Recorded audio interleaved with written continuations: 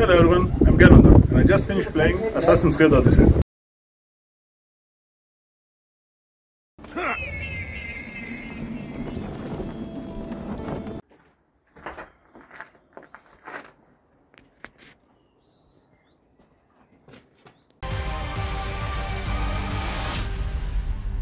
Assassin's Creed Odyssey. Okay, before the review even starts, I played and finished this game at 100% completion.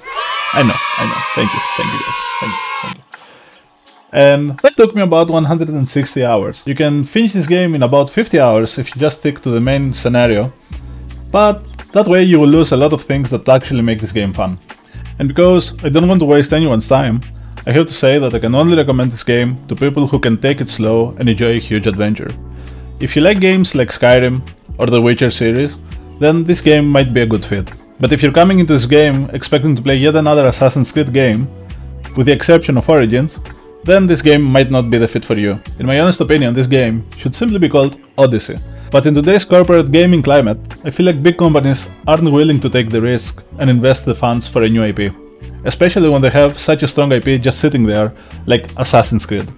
So, while I can't blame this decision from a marketing point of view, as a fan of the series I can say that I'm pretty disappointed. And my day is ruined. Because all the connections between this game and the previous ones are just there to justify the use of the Assassin's Creed name. These games would work way better if they were not Assassin's Creed games. And I believe that the public and reviewer perception would be way better than it is at this point. So I just wanted to inform the hardcore fans of the series that if you're going into this game expecting to play yet another Assassin's Creed game and haven't played Origins, then yeah, I think you might be disappointed.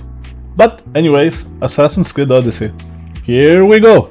Alright then, you start the game and you're immediately dropped into the shoes of King Leo. Or, as everyone knows him, this is Sparta, dude.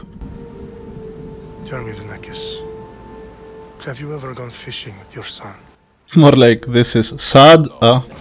And then, after a pretty epic cutscene that I totally skipped, you're dropped into the combat tutorial. So you do what every sane person would do, and this is Sparta, every single poor soul that comes into your way. This is Sparta, Sparta, Sparta, Sparta, Sparta, Sparta, Sparta, Sparta. You get what I'm saying. And then you're greeted by two ladies talking about one thing or another, wasn't paying attention. Wow. This is big. Right on top of it. Go big or go home. That's what I always say. Okay. Let me know if it's too intense for you. It could all be crap. We come. You naughty. You teasing me, you naughty. Alright, so then you get to make the biggest decision you will make in this life, I guess. Do you play Cassandra or Alexios? So I did what every reasonable person would do and googled to see if there's a difference. And it turns out there is no difference, so I just lied to myself that I will definitely replay this game as the other. So personally I went with Alexios because I'm not gay, and I only play with boys. I mean, I only play boys. Wait. What I'm trying to say is, I rather stare at a guy's ass all day than...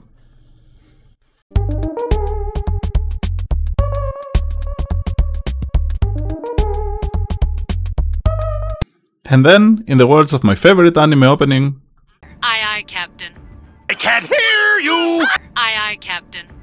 Oh! This huge adventure finally begins. And oh my god, does it begin strong or what?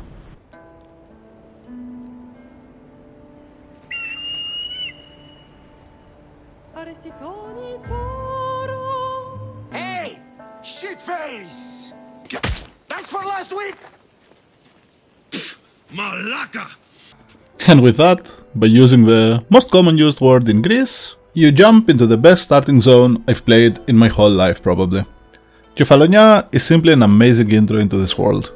The vistas around the island, like the beautiful temples, the villages, the tiny huge pipi, and in general it is a very well designed location, and an insane amount of attention to detail has gone into making every zone feel real and brimming with life. The quest writing is also top notch, and every quest in Kefalonia felt fun. Through the quests, you learn about your past through a series of flashbacks. You hungry? How about we make a deal? I do something for you. You do a few things for me. Everybody wins. Best offer you're gonna get. Someone call the police. Call the police right now. Even the side quests are mostly fun.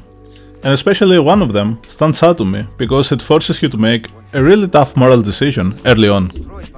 So you get into the village of Kausos and it is all burned up, and the family has been held by a priest and his gang, and the priest tells you that they have the Omicron variant and they are not wearing masks. So you have the option of either letting them go in the risk of infecting the entire island, or let the priest kill them and maybe help prevent the spread of the Rona-chan.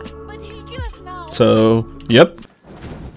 Next time, wear a f***ing mask. But, most importantly of all, the reason Kefalonia is such a memorable part of the game is the pacing. Ah, that pacing. It feels just right, making you go from main story quests to side quests to spending time in combat and exploration. The way they introduced new mechanics to you, if only the game could keep the same pace during its entirety, then that would seriously elevate this game so much, and I would just have to rate it a clear 10 out of 10. They seriously nailed the opening of this game, harder than Leonidas nailed that Persian dude in the opening. So, after the Zagithos shenanigans, you get on a ship and you sail your way to the enormous world of 244 BC Greece. An age of wonder, beauty, art, philosophy, and malaka. So much malaka. And I need to shout out the game developers. I bet those poor fools went to Greece for vacation, and all they could hear was like, Malaka! Hey Malaka! Tiner Malaka! Aser Malaka! So they really put a lot of malaka in the game. Greeks use the word malaka more than Greek cops like to beat protesters, which is a lot. It's really problematic. Moving on. So after you drop to this enormous world and get bombarded by all the possibilities and things you can do, you play 10 more hours, do some more side quests and quit. Yep, this is the point where most of the people I know give up the entire game, and the reason is the sheer volume of things you have to do. For your own sanity, I made a tips and tricks video that will make your journey way easier. You can watch the video somewhere around here, so go and check that out. Shameless plug. So yeah, I hope that can help you in your journey and make this world a little bit easier. Talking about the world, the setting this game takes place in is very interesting. Like in previous Assassin's Creed games, it's fun to meet all the historical locations and people you learn about in school. You go to Athens, Sparta,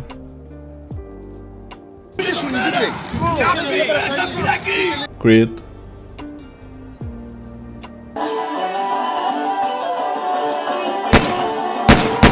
and you meet all the philosophers and big shots of the golden age of Greece.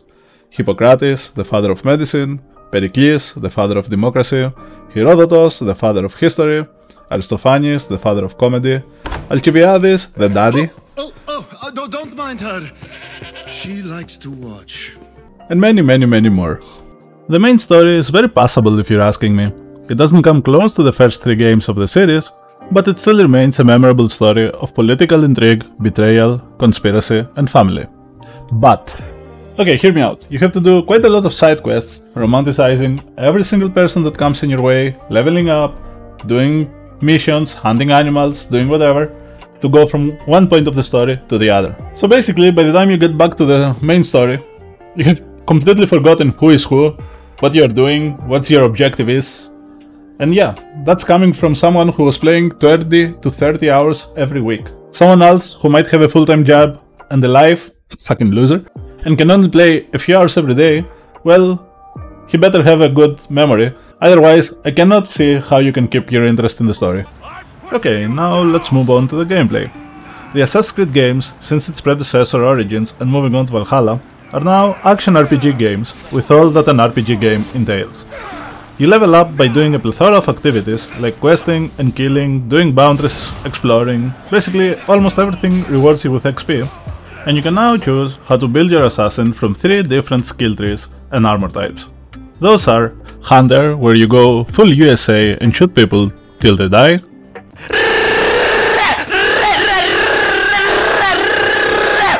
then you have Warrior, where you basically smack people around with a big arsenal of weapons that you are going to ignore, because sword is OP. And lastly, we have Assassin, my personal favorite way to play any game, where you go and stab people with your broken spear right up their Assassin's Creed. Note that stealth in the early game feels kinda wonky till you get some skills. Also, through some quests, you don't even get the option of playing as an assassin because the game just throws you into combat. Just throwing that out there, I found it super annoying personally. I would suggest to stick to one playstyle at least at the beginning till you can gather up some drachmi and resources to buy different sets and armors. Later in the game you will be able to switch your armor set with 2 buttons, so that's fun, and it never makes you feel like you are hard locked into one path. The skills are really fun and impactful, changing your entire gameplay style depending on which ones you go for. For example, there is one skill that you basically become an anime protagonist and teleport around like you're fucking Minato who just mastered instant transportation.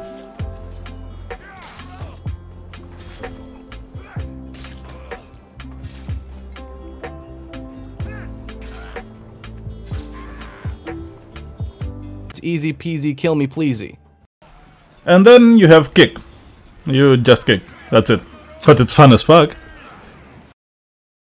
Then you have a skill like you are straight out of Wanted and you can drift them arrows straight into them kids' faces. Curve the bullet like in my favorite James McAvoy film, Wanted. So yeah, the skilling tree I found pretty fun, if a little unbalanced, and made me want to keep leveling up to see what skills I'll get next and how I'm going to use it to become even stronger than I already am. The combat can be really fun and cinematic at times, as you dodge and parry all the attacks and just kill everything on your way, but at other times it can feel annoying and some enemies feel like damage sponges that you just have to hit again and again and again, and they will just not go down, no matter how much you hit them. When that happens, it's an indication that you need to upgrade your gear, or you wandered into a zone that is way higher level than you are. So you need to keep upgrading your gear every 10 or so levels in order for the combat not to feel tedious. Traversing in this game feels fine, I guess. We are never getting the amazing parkour of Unity, but parkour and climbing is still a thing, and you move around bigger distances with your trusted horse Phobos that can auto-walk with a button, leaving you with one hand free to do whatever you want. That's right, boys, one hand free to put firmly on the Bible and pray. I have to warn you though, just because your horse is auto-walking doesn't mean that it will definitely get to your destination. Too many times I ordered my horse to take me to a location and I went to have a wee just to come back and find Alexios being eaten by wolves. So yeah, keep an eye out when auto-traveling. I'm dying. Help me. Naval combat is fun and pretty interesting, and it led to some pretty epic moments, but it does get old quick, and I can say I hated the fact that you have 10 ships attacking you, but the moment you initiate a boarding, every ship just stops and stares at the battle. That was immersion breaking and made the big scale naval combat feel like a side minigame instead of part of the main game. But I did love sailing in the open seas and having my crew sing shanties.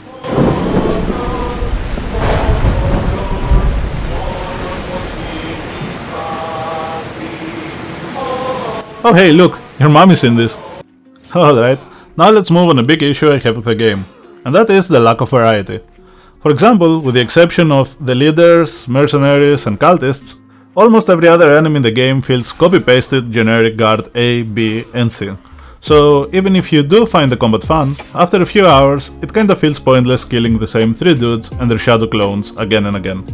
Some more basic enemy variety would be really nice for this game. The same issue persists with armor and weapon looks. With the exception of a few legendaries, everything looks identical and there isn't a big incentive to go out of your way for cosmetics in this game. With the only exception being the Uplay store, where all the coolest looking skins are. Assassin's Creed. More like Assassin's Grid, am I right? Okay. And the exact same thing can be said about many locations. You will be constantly hit with a feeling of déjà vu, because many outposts and barracks are literally copy-pasted around the world, in order to fill this insanely huge map. I mean, look at this. This is the starting zone, okay? Can you move a little out? Okay. Then a little more out. Okay, game, chill, what the fuck? And a little more. Oh me gee, this is insane. Oh look, your mom again. Alright, now let's talk about the visuals in this game. Okay, this game looks amazing. The graphics are top notch and there are many distinct environments, from sunny white sand beaches to snowy mountains to lava islands to deep underwater locations. This game is a wallpaper machine and there wasn't a single time I played this game and didn't just stop to marvel at the beauty of the world. Props must be given to Ubisoft, not only for making this game an eyegasm, but also for keeping the locations as historically accurate as possible. Except when they don't, and have mythology elements in the world, but honestly, I found those mythological creatures and locations to be a nice break from the world every now and then. So, I'm not hating, but I can see some people don't like the fantasy elements that Assassin's Creed has started to implement in the last 3 games. So I'm just letting you know. There are a few, but they are done nicely and are justified by saying that they have something to do with the issue. Either way, I didn't mind them and I found them fun encounters to break the monotony of the game. So, all in all, Assassin's Creed Odyssey is a game that I believe everyone who has a little patience would enjoy one way or the other. The world is amazing, and even though it is huge, it is filled up with many interesting details and feels like a living world that you can be part of. I wouldn't suggest for you guys to try to 100% this game, as that got seriously tedious and boring, and the reward for it didn't feel the same as with previous games in the series, but I feel like it's a really fun game, so give it a chance if you will. Now, it would be a good time to buy it too. You can find it on sale pretty often, and it comes out with both expansions, The Legacy of the First Blade and The Fate of Atlantis. And yeah, let me know if you guys are interested in me making a review about the DLC that came out, or if you would like me to go full Viking and try the newest Assassin's Creed game, Valhalla. Also, before you go, this video was sponsored by no one. Who the fuck sponsor a guy who only has 75 subscribers and makes reviews on games that came out like 4 to 5 years ago? Come on. So if you feel generous, please throw a subscribe my way, maybe even a like. I don't know, maybe I'm asking too much, I don't know. So hopefully one day I might get a sponsor, so I can start trying to sell useless shit that you either need or want to buy. Thanks a lot again for making it this far, have a good one, and see you guys, bye!